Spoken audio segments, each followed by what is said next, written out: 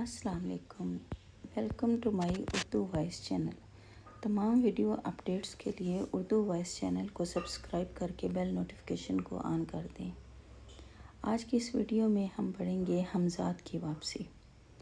اب میرے مرنے میں صرف 8 دن باقی ہیں۔ میں تمہیں اپنی سرگزشت اس لیے نہیں سنا رہا کہ تم مجھ سے ہمدردی کرو۔ میں تمہارا شکر گزار رہوں گا اگر تم مجھے اس آخری وقت میں کچھ نفرت ہی دے سکو۔ میں اس عذاب میں مرنا نہیں چاہتا کہ مجھ سے نفرت بھی نہیں کی گئی۔ تو سنو کہ میرے چہرے اور بقیہ جسم میں تضاد کیوں ہے۔ یہ دراصل عمروں کا فرق ہے۔ میرے چہرے کی عمر اس وقت تقریباً 130 سال ہے، جبکہ بقیہ جسم کی عمر 25 سال۔ لوگ تو صرف اتنا جانتے ہیں کہ شیخ کرامت چاٹگام کا ایک امیر ترین شخص ہے، یعنی میں جو کینسر میں مبتلا ہو کر بستر مرگ پر پڑا ہے، لیکن حقیقت یہ نہیں۔ مجھے جاننے کے لیے تمہیں میرے ماضی میں سفر کرنا پڑے گا۔ میں نے جب ہوش سنبھالا تو خود کو یتیم پایا۔ میری پرورش اس وقت میرے ضعیف نانا اور نانی کر رہے تھے۔ میرے نانا نے مجھے درس و تدریس کی طرف مائل کیا کیونکہ ان کا ذریعہ معاش بھی یہی تھا۔ نانا کے انتقال کے بعد میری گزر بسر کا دار و مدار درس و تدریس پر تھا، لیکن یہ آمدنی اتنی قلیل تھی۔ میں اب 20 سال کا جوان تھا۔ میرے دل میں اچھی زندگی گزارنے کی امنگ تھی۔ میں اپنی زندگی سے قطعی غیر مطمئن تھا۔ ایک شام میں بیزار سا بیٹھا ہوا تھا، اپنے حالات پر غور کر رہا تھا کہ میری نظر گھر میں مدتوں سے پڑی ہوئی پرانی بوسیدہ کتابوں پر پڑ گئی۔ ایک کتاب میں نے یوں ہی اٹھائی اور پڑھنے لگا۔ وہ ایک قلمی نسخہ تھا، زبان فارسی تھی، جس سے میں بخوبی واقف تھا۔ میں پڑھنے لگا۔ تحریر کچھ یوں تھی کہ ہر ذی روح کے 2 جسم ہوتے ہیں، ایک مرئی اور دوسرا غیر مرئی، ایک کثیف دوسرا لطیف، ایک مادی دوسرا روحانی۔ میری دلچسپی قلمی نسخے میں بڑھتی گئی۔ اس میں روحانی جسم کا نام حمزات تحریر تھا، جس کے بارے میں میں نے لکھا ہوا تھا اور اسے قابو میں کیا جا سکتا ہے۔ جس کے قبضے میں حمزات آئے وہ دنیا کا خوش نصیب آدمی ہو سکتا ہے۔ جس میں لطیف یا حمزات کی صفات کے بارے میں بھی تحریر تھا، مثلاً پلک جھپکتے ہی حمزات دنیا کے ایک سرے سے دوسرے سرے تک جا کر واپس آ سکتا ہے، پہاڑوں کی بلندیوں اور سمندر کی گہرائیوں کی خبر لا سکتا ہے، بڑی بڑی وزنی شے جسے سینکڑوں آدمی مل کر نہیں اٹھا سکتے، اسے حمزات اکیلا کہیں سے بھی اٹھا کر لا سکتا ہے۔ وہ مشکل سے مشکل مسائل حل کر سکتا ہے اور یہ سخت اور مہلک بیماریوں کے علاج تجویز کر سکتا ہے۔ مستقبل میں جو کچھ ہونے والا ہے حمزات اس سے آگاہ کر سکتا ہے۔ حمزات مدفون خزانوں کے راز بتا سکتا ہے اور گمشدہ لوگوں کا سراغ بھی لگا سکتا ہے۔ وہ لوہے اور پتھر کی دیواروں میں سے گزر سکتا ہے اور خطرناک سے خطرناک جانوروں کو ٹھکانے لگا سکتا ہے۔ حمزات دیو ہیکل سے دیو ہیکل شخص یا اشخاص کو چشم زون میں زیر کر سکتا ہے۔ اس کے علاوہ بھی وہ لاتعداد پراسرار قوتوں کا مالک ہے۔ حمزات کی لاتعداد اور پراسرار قوتوں کے بارے میں پڑھ کر میں خوابوں کی دنیا میں کھو گیا۔ قلمی نسخے میں لکھا تھا کہ حمزات کو قابو میں کیا جا سکتا ہے۔ اسی وقت میں نے فیصلہ کیا کہ سب کچھ چھوڑ چھاڑ کر حمزات کو قابو کرنے کا عمل کروں گا۔ حمزات کو قابو کرنے کے لیے متعدد عمل بھی قلمی نسخے میں درج تھے۔ تمام احتیاطی اور طریق عمل بھی موجود تھا۔ عمل کی مدت 40 دن تھی۔ اس کے ساتھ درج شرائط ایسی تھی کہ مجھے بچوں کو پڑھانا ترک کرنا پڑا۔ میرے پاس بہت ہی کم پیسے جمع تھے جن سے میں نے یہ انتظام کیا کہ عمل کے دوران میں کھانے پینے کی پریشانی نہ ہو۔ پھر میں نے اپنے لیے ایک عمل کا انتخاب کیا اور عمل شروع کر دیا، لیکن عمل کے دوران میں مجھے عجیب عجیب واقعات سے سابقہ پڑا اور میں اپنا عمل 21 دن سے زیادہ جاری نہ رکھ سکا۔ میں نے دوبارہ عمل شروع کیا مگر اس مرتبہ بھی ناکام رہا۔ میں طے کر چکا تھا کہ ہر حال میں اپنے حمزات کو بس میں کروں گا، اس لیے تیسری مرتبہ عمل شروع کر دیا۔ 10 دن سکون سے گزر گئے مگر 11ویں دن سے پھر وہی سب کچھ شروع ہو گیا۔ طرح طرح کی ڈراؤنی آوازیں، ہیبت ناک مناظر، دل ہلا دینے والا شور، چیخیں، کراہیں اور سسکیاں، لیکن اب میں فیصلہ کر چکا تھا کہ کسی قیمت پر عمل کے دوران میں ان باتوں سے خوفزدہ نہیں ہوں گا۔ اس مرتبہ میں نے 40 دن پورے کر لیے۔ میں نے 40ویں دن جیسے ہی عمل ختم کیا مجھے حویلی کے دروازے پر دستک سنائی دی۔ وہ کوئی مسافر تھا جو اسٹیشن کا راستہ پوچھ رہا تھا۔ میں نے اسے راستہ بتا دیا۔ اس نے جانے سے پہلے اجازت چاہی۔ میں نے کہا جاؤ، اب کیا ہے؟ اس نے اسی طرح 3 مرتبہ پوچھا کہ جاؤں، مجھے اجازت ہے؟ میں جھنجھلا گیا اور بلند آواز میں کہا ہاں جاؤ۔ میری طرف سے تمہیں جانے کی اجازت ہے۔ اچھا تو اب میں چلتا ہوں، اب مجھے نہ بلانا۔ یہ کہہ کر اس نے اپنے چہرے سے کپڑا ہٹایا اور پھر دوسرے ہی لمحے غائب ہو گیا۔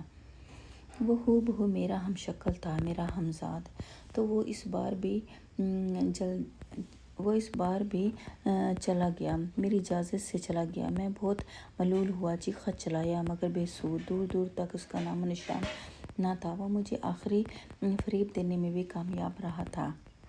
اب میرے سامنے پھر وہی پیسوں کا مسئلہ تھا، 40 دن کے کھانے پینے کا انتظام یا مکمل تباہی اور رسوائی۔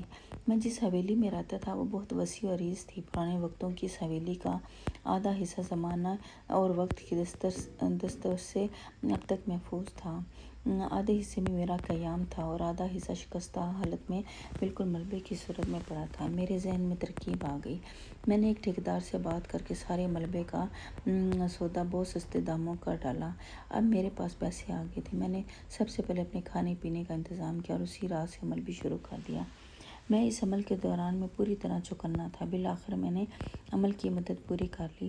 میں ابھی عمل پورا کر کے سویا ہی تھا کہ ملبہ اٹھانے والے مزدوروں نے مجھے جگا دیا۔ وہ ایسے حیرت انگیز اور سمجھ میں نہ آنے والا واقعہ تھا۔ مزدوروں کا ملبہ اٹھاتے ہوئے ایک بنیاد میں تقریباً 10 فٹ نیچے کانسی کا ایک چراغ جلتا ہوا ملا تھا۔ میں مزدوروں کے ساتھ وہاں پہنچا اور یہ دیکھ کر دنگ رہ گیا تھا کہ یہ وہ چراغ تھا جس کی مدد سے میں عمل کر رہا تھا۔ میں نے وہ چراغ بنیاد سے اٹھا لیا اور آیت الکرسی پڑھ کر پھونک ماری۔ چراغ بجھ گیا۔ وہ چراغ اپنے ساتھ لے آیا۔ مزدور اس واقعے سے اتنے خوف زدہ ہوئے کہ کام چھوڑ کر بھاگ گئے۔ رات ہوئی تو میں نے اس چراغ کو گھس کر دیکھا مگر کچھ نہ ہوا۔ تنگ آ کر میں نے اسے تکیے کے نیچے رکھ دیا اور سونے کی کوشش کرنے لگا۔ پھر مجھ پر غنودگی طاری ہونے لگی اور میں نے سوچا کہ اب مزید عمل نہیں کروں گا، اس لیے کہ مقررہ وقت گزرنے کے باوجود میں اپنے ہمزاد کو بس میں نہیں کر سکا تھا۔ لیکن اسی رات مجھے وہ سب کچھ مل گیا جس کے لیے اتنی مصیبتیں برداشت کی تھیں۔ میں اپنے ہمزاد سے ہم کلام تھا اور اس سے شرائط طے کر رہا تھا۔ تم نے کتنی مدت کے لیے مجھے اپنے قابو میں کیا؟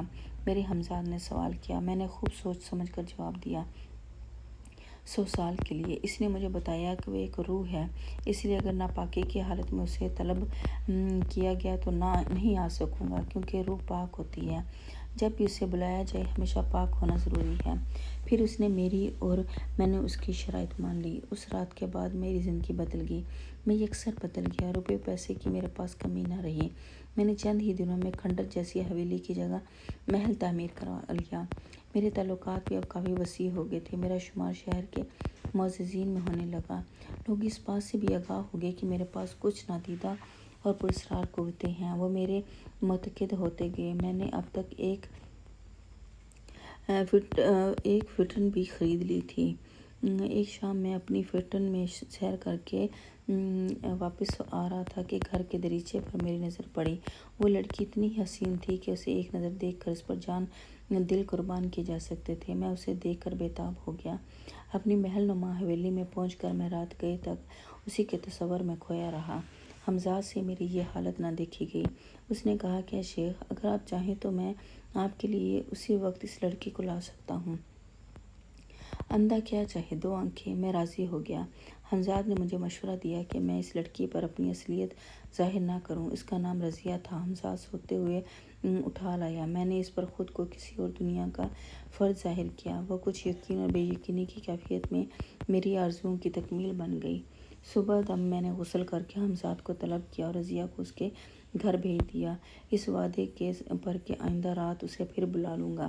اس نے میری کہانی اپنے گھر والوں کو بھی سنائی کہ میں عالم ارواح کا ایک شہزادہ ہوں۔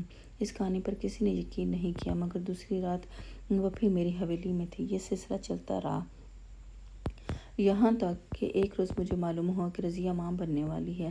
کچھ دن بعد ہمزاد نے مجھ سے کہا، ضروری تو نہیں یہی شہر ہو، یہاں رضیہ کی نظر آپ پر پڑ سکتی ہے۔ ٹھیک ہے، میں نے کہا، تم کسی بھی شہر سے چاند کے ٹکڑے لا سکتی ہو، میں بہرحال تنہا نہیں رہ سکتا۔ اسی رات ہمزاد میرٹھ کے نواب صاحب کی لڑکی کو اٹھا لایا۔ اس کی عمر بمشکل 13 سال تھی۔ وہ مجھے رضیہ سے بھی زیادہ پسند آئی، اس لیے میں نے اس کے احتجاج کی بھی پرواہ نہیں کی۔ صبح اسے میرٹھ بھیج کر میں نے ہمزاد سے اس کی کیفیت منگائی۔ اس لڑکی نے اپنے گھر پہنچ کر ہنگامہ کھڑا کر دیا تھا۔ لڑکی کو حکیموں نے دیکھا اور اس کے بیان کی تصدیق کر دی۔ پھر عاملوں کو طلب کیا گیا کیونکہ واقعہ پراسرار تھا کہ بند دروازوں سے لڑکی کس طرح اٹھائی گئی اور پھر کیسے اسے واپس پہنچا دیا گیا۔ عاملوں نے اس لڑکی کے گرد حصار کھینچ دیا۔ دوسری رات حمزاد کیسے اسے واپس پہنچا دیا گیا۔ دوسری رات حمزاد خالی ہاتھ واپس آیا تو میں اس لڑکی نرگس کے لیے بہت مضطرب تھا۔ حمزاد نے بتایا کہ نرگس حصار میں ہے جس سے اسے نہیں نکالا جا سکتا۔ میں بہت تڑپا مگر مجبوری تھی۔ صبح ہوئی تو پھر میں نے حمزاد کو میرٹھ بھیجا تاکہ تازہ حالات سے آگاہ رہوں۔ نواب صاحب کی طبیعت خاص اور عاملوں نے صبح ہوتے ہی